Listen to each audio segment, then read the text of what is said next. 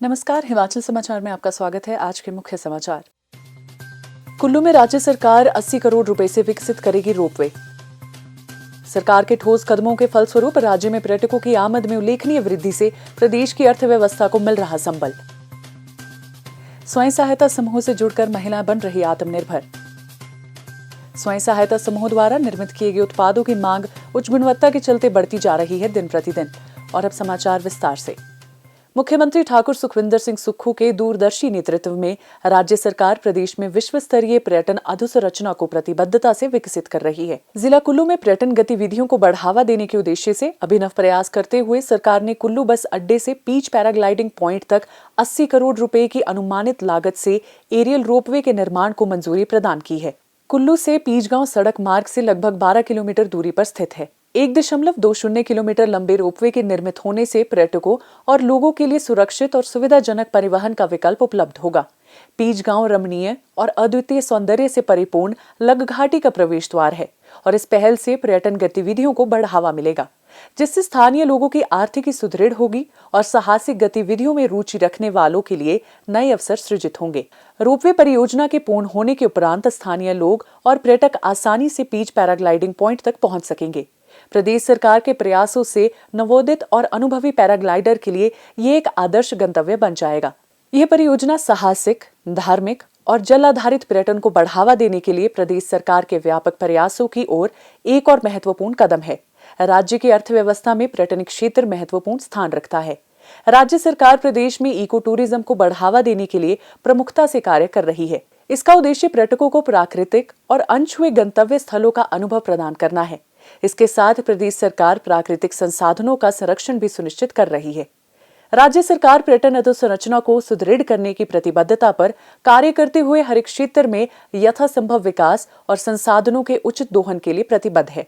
सरकार के ठोस कदमों के फलस्वरूप राज्य में पर्यटकों की आमद में उल्लेखनीय वृद्धि हुई है, जिससे प्रदेश की अर्थव्यवस्था को संबल मिल रहा है। राज्य के अलौकिक सौंदर्य, नदियों, झरनों, झीलों, पर्वतारोहण जैसे अनुभव लेने के लिए हर वर्ष लगभग 2 करोड़ सैलानी हिमाचल प्रदेश के भ्रमण पर आते हैं, जिससे यहाँ पर्यटन क्षेत्र गुलजार हो रहा है।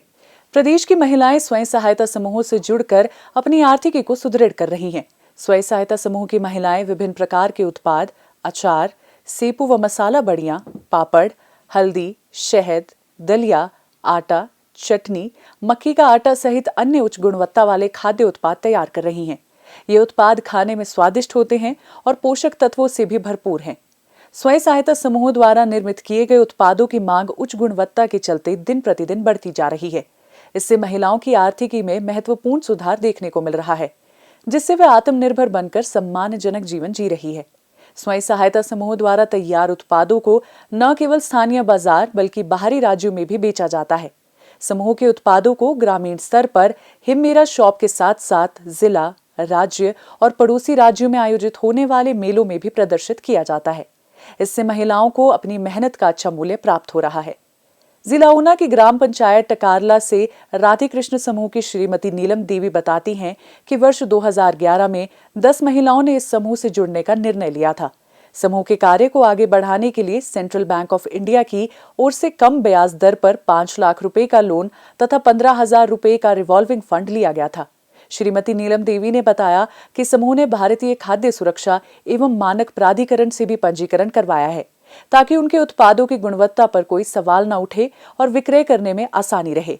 समूह द्वारा तैयार उत्पादों को दिल्ली, गुरुग्राम, चंडीगढ़ और देहरादून जैसे शहरों में भी बेचा जाता है, जिससे उनकी आय में काफी बढ़ोतरी हुई है। हमारा जो रिवॉल्विंग फंड और बैंक से जो लोन राशि मिलती है वो हमें 5 लाख और रिवॉल्विंग फंड 15,000 भी मिला था। उससे हमने छोटा सा एक काम स्टार्ट किया था। पहले हमारे पास 10 पशु थे। 10 पशु में से हमने थोड़े बढ़ाए भी है, कुछ मेंबर ने, और कुछ ने जो है वो फूड प्रोसेसिंग का काम शुरू किया है, जो कि हमारे लिए एक बहुत ही मतलब उस वाला काम है कि हम सोच भी नहीं सकते थे कि हम स्वयं सहायता समूह में लेडीज़ जो बिल्कुल ही बाहर नहीं निकलती थी, वो आज 10-20 लाख का काम जो हम आसानी से कर सकते हैं। जो हमारी जो बड़ियाँ हैं, पापड़ हैं, हल्दी है, शहद है, काली गेहूँ का जो दलिया है, काली गेहूँ का आटा है, और भी हमारे पास अचार है, चटनी है।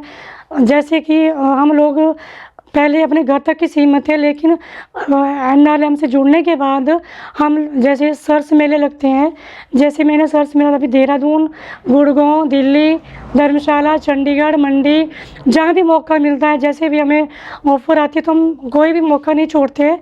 अब लोग देसी चीज़ों के ऊपर ज़्यादा फोकस कर रहे हैं और ख़रीद भी रहे हैं, और हमारा भी बेनिफिट हो रहा है और हम लोग अच्छी इनकम आय का साधन बन चुका है। अपने पति के लिए दुकान भी, किराने की दुकान खोली है, ढाबा भी चला रखा हमने। तो हम लोग सर मतलब इसका बहुत तहे दिल से धन्यवाद भी करते हैं, और मैं और लेडीज़ को भी करती हूँ आग्रह कि जो लेडीज़ घर में हम लोग मतलब फालतू में ऐसे बेले बैठे रहते हैं, तो वो ग्रुपों से जुड़कर जो है हम लोग कुछ भी काम कर सकते हैं। कुछ भी हमारे लिए नामुमकिन नहीं है कि जो हम कर नहीं सकते हैं। श्रीमती नीलम बताती हैं कि सरकार द्वारा स्वयं सहायता समूहों की महिलाओं को मशोबरा में प्रशिक्षण दिया गया है ताकि वे अपने उत्पादों की गुणवत्ता को और बेहतर बना सके।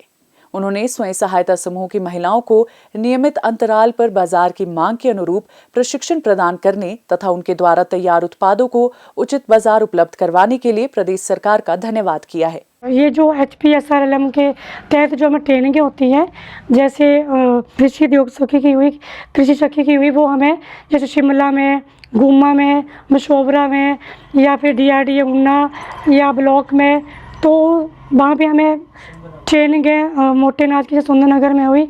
तो मतलब समय समय पर हमें ट्रेनिंगें मिलती रहती हैं कि हमें आगे कैसे बढ़ना और कैसे काम करना है और कैसे मतलब अपने आजीविका को हमने आगे बढ़ाना है।